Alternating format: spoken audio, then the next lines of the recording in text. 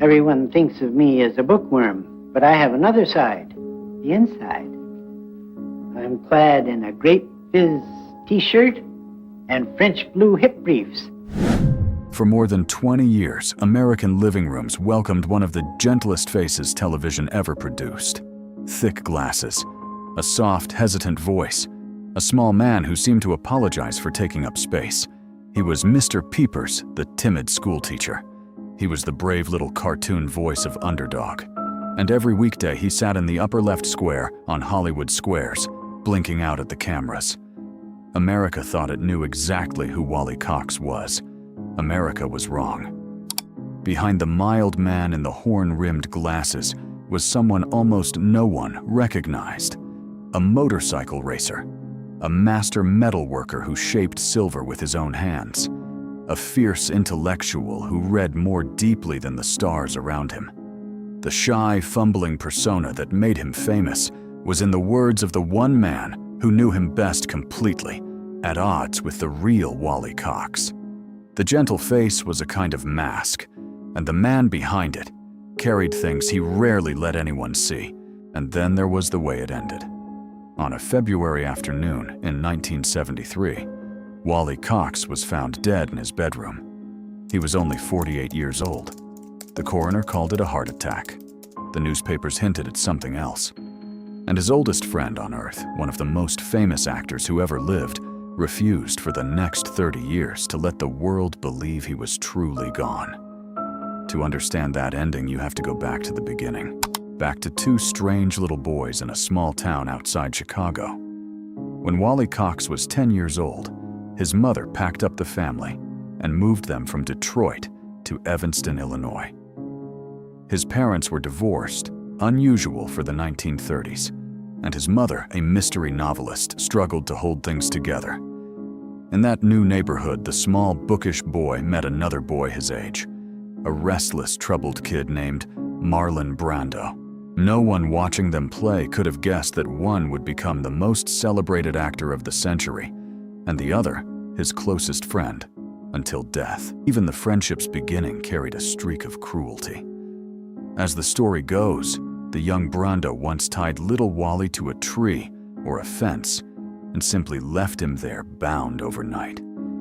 It is a strange, dark image to sit at the root of a lifelong bond. But the two boys found something in each other anyway. Both were outsiders. Both were lonely in ways the adults around them didn't notice. And when life pulled their families apart, neither forgot the other. Cox grew up odd sensitive and out of step with the world around him. During the war, he spent 4 months in the army before he managed to get himself discharged. The story they tell is unforgettable. On Sunday mornings at his Texas training camp, he would put on his full uniform and heavy pack and then wander off to pick wildflowers. Whether it was genuine fragility or a quiet act of rebellion, no one could quite say. It was the first hint of a man who would always seem slightly apart from everyone else, even as the whole country came to love him. Years later after the war, they found each other again in New York City. By then, Brando was burning toward stardom, and Cox was barely getting by, selling handmade jewelry to support his sister and his ailing mother. To earn a little more, he began performing strange comedy monologues at parties, and by the end of 1948, he had reached the stage of the village vanguard. He didn't tell jokes exactly. He spoke in the voice of a street kid describing a doomed, simple-minded friend named Dufo, who kept ending up hurt or arrested. Audiences howled. But listen closely, and it was something sadder, a small story about a gentle soul the world kept breaking. For a while, the two friends even shared an apartment. The arrangement ended, the story goes, because Cox couldn't stand Brando's pet Raccoon. It sounds like a joke, but underneath the comedy was something real. Cox was always the one trying to hold a normal life together, while the people around him spun out of control. It was Brando who pushed Cox toward acting, sending him to study with the legendary teacher Stella Adler, and it worked. By 1952, Wally Cox had his own television series, Mr. Peepers, and overnight the shy little man from Evanston was a household name. He earned 2 Emmy nominations. He became briefly one of the most beloved figures on American television. But fame for Wally Cox would turn out to be the easiest part. Holding on to it and holding on to himself would be much harder. Mr. Peepers didn't last. The ratings slipped, the show was canceled, and Wally Cox never again carried a series of his own. He kept working character parts in films, guest spots, the occasional dramatic role that hinted at how much more he could have done. But Hollywood had decided what he was: the small, funny man in the glasses, the nice fellow you didn't take seriously. For an actor who longed to be more that quiet, typecasting was its own slow kind of grief, and yet the talent was real. Given the chance, he could be quietly devastating. He played a haunted sonar operator in a tense submarine drama. He played a drug-addicted doctor alongside Brando in a wartime thriller. He even took a part as a man on the edge of suicide in a television role. There is something unsettling in hindsight about how often the gentle comedian was drawn to the saddest, most broken characters. In 1962, he stood beside Marilyn Monroe in a film she never finished her very last work before her own lonely death. Cox kept brushing up against tragedy. Soon enough, it would find him too. His personal life followed the same pattern: bright hope, then quiet collapse. He married 3 times. First to a dancer named Marilyn, who gave him his only biological child, a daughter named Alice. That marriage ended in divorce. A second marriage to Milagros ended the same way. By the late 1960s, he had married a 3rd time to the actress Patricia Tiernan. 3 wives, 2 daughters, 1 adopted. And through all of it, a man who friends said was never quite at peace. In 1966, the new daytime version of Hollywood Squares gave him a steady home. Every week in that upper left box, Cox traded dry, sarcastic jokes that, unlike many of the panelists, were said to be entirely his own. The audience laughed. He looked for all the world like a contented man. But the wit had an edge to it now, a thin layer of something darker underneath. The friends who knew him best heard it. The millions watching at home did not. Those who were close to him in these years described a man who seemed lonely, even in a crowded room. He could be melancholy, withdrawn. He poured himself into his motorcycles, his long, solitary walks in nature, his metalwork, the things he did alone. Whatever weight he carried it quietly the way he did everything. And so when the end came, almost no one had seen it coming. Or perhaps the truth is sadder than that. Perhaps no one had been looking closely enough. It was the 15th of February, 1973. At the home in Bel-Air, his wife Patricia came to look for him and found Wally Cox in the bedroom. He was lying on the bed, fully clothed, as if he had simply lain down for a moment and never gotten up. He was 48 years old. There had been no warning, no documented illness, no long decline that might have prepared anyone. One day, he was the quiet wit on the game show. The next, he was gone.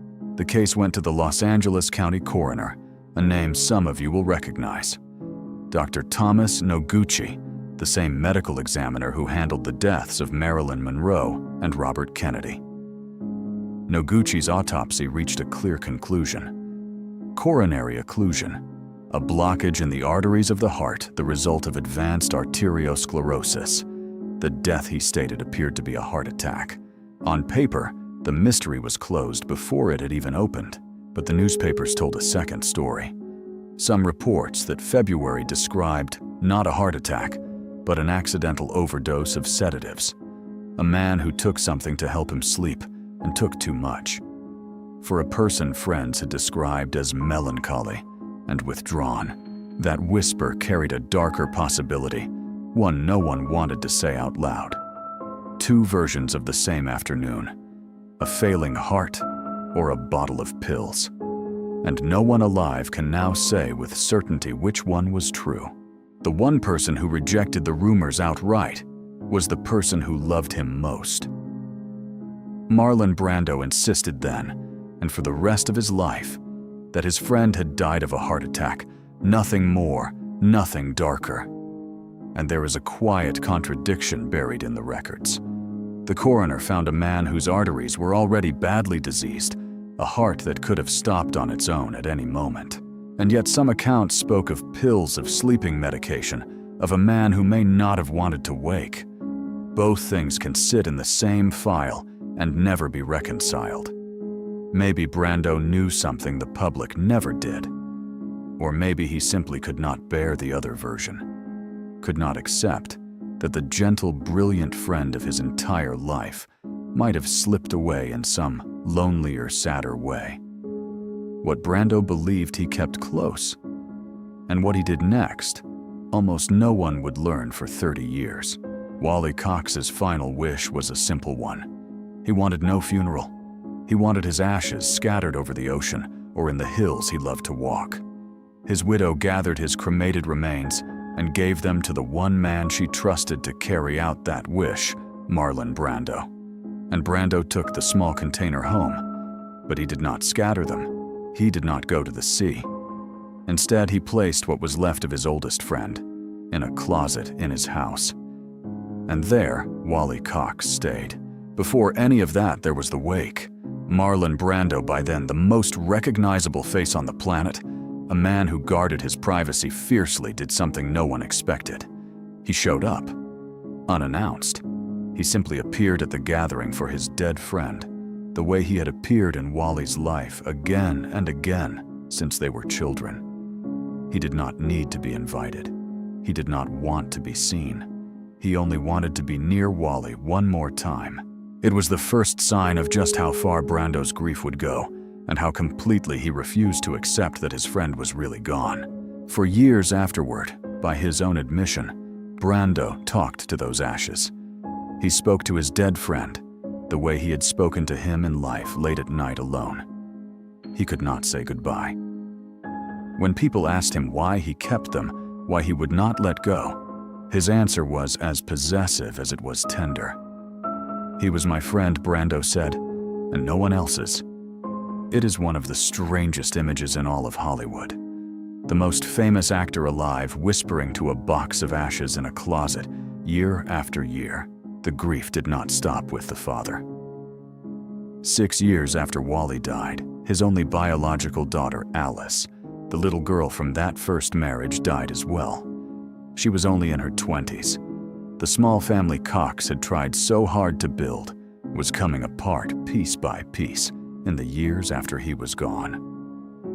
The quiet man's story did not end gently. It simply kept getting quieter and emptier and harder to look at directly. Marlon Brando held on to those ashes for the rest of his life. 30 years. It was only after Brando himself died in 2004 that his family finally carried out a reunion of a kind. They mixed the ashes of the two friends together, along with those of another companion, and scattered them at last over Death Valley and over Brando's Island near Tahiti. In death, the quiet man and the legend went out into the desert wind together, exactly as they had come into the world, side by side. And yet the question stays behind the way it has for more than 50 years. What really happened in that bedroom on the 15th of February? Was it only a tired heart giving out too soon?